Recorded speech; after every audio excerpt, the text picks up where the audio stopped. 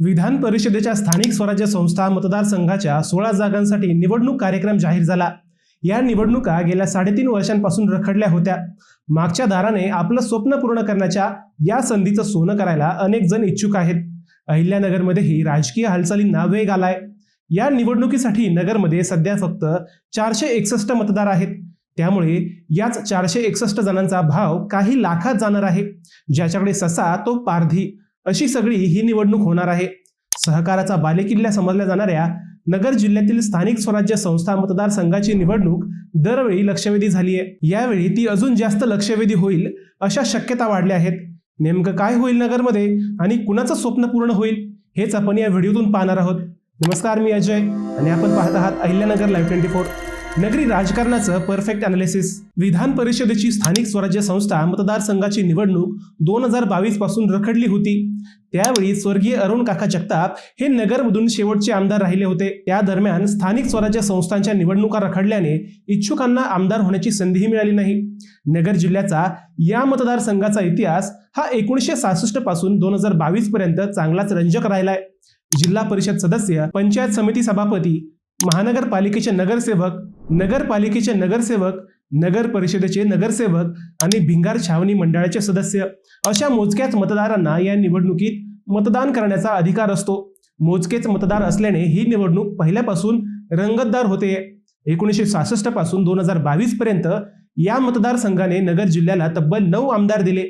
त्यापैकी श्रीरामपूरचे जय टेकावडे, नेवाशाचे यशवंतराव गडाख व नगरचे अरुण काका जगताप या तिघांना या मतदारसंघात 2दा आमदार होण्याची संधी मिळाली आहे। स्थानिक स्वराज्य संस्था मतदारसंघाचा इतिहास नेहमीच राजकीय नाट्यांनी भरलेला राहिलाय। ज्याला निवडणुकीला उभे राहायचे त्याने मतदारांकडे मिठाईचे बॉक्स पाठवून स्वतःचे प्रमोशन करायचे असाही एक काळ होता। हेच मिठाईचे बॉक्स इच्छुकांच्या एंट्रीचे सूचक असायचे। या मतदारसंघाने अनेक दिग्गजांना धूळ चारली तर अनेकांना धक्कादायक आमदारही केलंय। आता आपण या मतदारसंघाचा इतिहास पाहू। 1966 ला या मतदारसंघाची पहिली निवडणूक झाली। त्यात प्राथमिक शिक्षक नेते पांडुरंग फलके हे पहिल्यांदा विजयी झाले। 1972 ला या मतदारसंघाची दुसरी निवडणूक झाली। त्यात शेवगावचे साखर सम्राट मारुतराव घुले विरुद्ध पारनेरचे माजी आमदार बाळासाहेब भगत असा सामना रंगला। या निवडणुकीत मारुतराव घुले यांनी बाजी मारली। 1978 ला या मतदारसंघाची तिसरी निवडणूक झाली। त्यात कर्जतचे नेते आबासाहेब निंबाळकर विरुद्ध झुंबरलाल सारडा असा सामना रंगला। सारडा हे जनता पक्षाचे उमेदवार होते, परंतु त्यात त्यांना पराभव स्वीकारायला लागला। 1984 ला या मतदारसंघाची चौथी निवडणूक झाली। त्या निवडणुकीची इतिहासात नोंद झाली, कारण श्रीरामपूरचे नगराध्यक्ष जनार्दन उर्फ जय टेकावडे यांनी काँग्रेसचे दिग्गज नेते शंकरराव कोल्हे यांचा अवघ्या एका मताने पराभव केला होता। या निवडणुकीची चर्चा अजूनही होते। 1990 ला या मतदारसंघाची 5वी निवडणूक झाली। या निवडणुकीत जनार्दन टेकावडे यांनी दुसऱ्यांदा आमदार होण्याचा मान मिळवला। त्यांनी अपक्ष उमेदवार असलेल्या मधुकर देशमुख यांचा पराभव केला। 1996 ला या मतदारसंघाची 6वी निवडणूक झाली। या निवडणुकीत यशवंतराव गडाख यांनी राहुरीच्या डॉक्टर भारत ढोकणे यांचा पराभव केला। 2002 ला या मतदारसंघाची 7वी निवडणूक झाली। त्यातही गडाखांनी दुसऱ्यांदा आमदार होण्याचा मान मिळवला। त्यांनी यावेळी भाजपच्या उमेदवार व राहत्याच्या नगराध्यक्षा ममता पिपाडा यांचा पराभव केला। 2008 ला या मतदारसंघाची 8वी निवडणूक झाली। त्यावेळी काँग्रेसकडून शिर्डी संस्थानचे तत्कालीन अध्यक्ष व श्रीरामपूरचे नेते जयंत ससाने यांना तिकीट मिळालं। त्यांच्या विरोधात राष्ट्रवादी काँग्रेसनं अरुण काका जगताप यांना उमेदवारी दिली।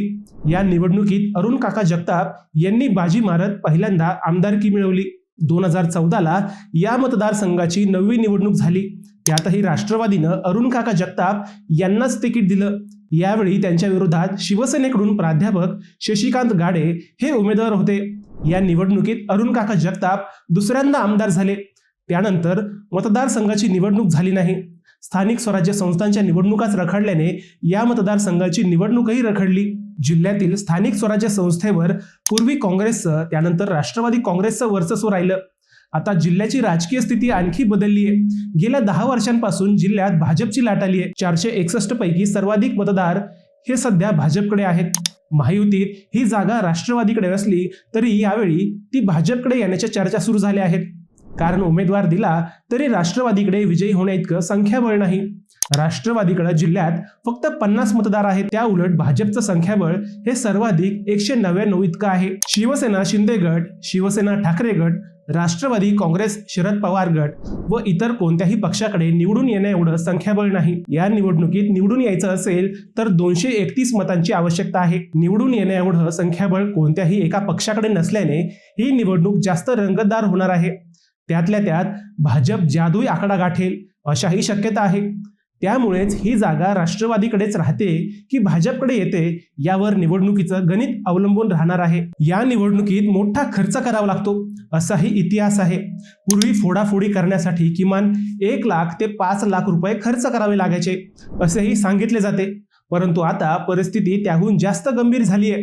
एका मतदारासाठी किमान 5 लाख ते 10 लाख रुपये खर्च करावे लागणार आहेत असेही बोलले जाते. त्यामुळे ज्याच्याकडे पैसा असेल तोच या निवडणुकीत विजयी होईल अशाही शक्यता आहेत. अर्थात हे सगळं आचारसंहितेच्या नियमात बसत नसलं तरी सहकाराचा जिल्हा असल्याने ज्याच्याकडे ससा तोच पारधी ठरणार आहे. मित्रांनो, या निवडणुकीत कोण विजयी होईल असं तुम्हाला वाटतं? तुमचं उत्तर आम्हाला कमेंट करून नक्की कळवा.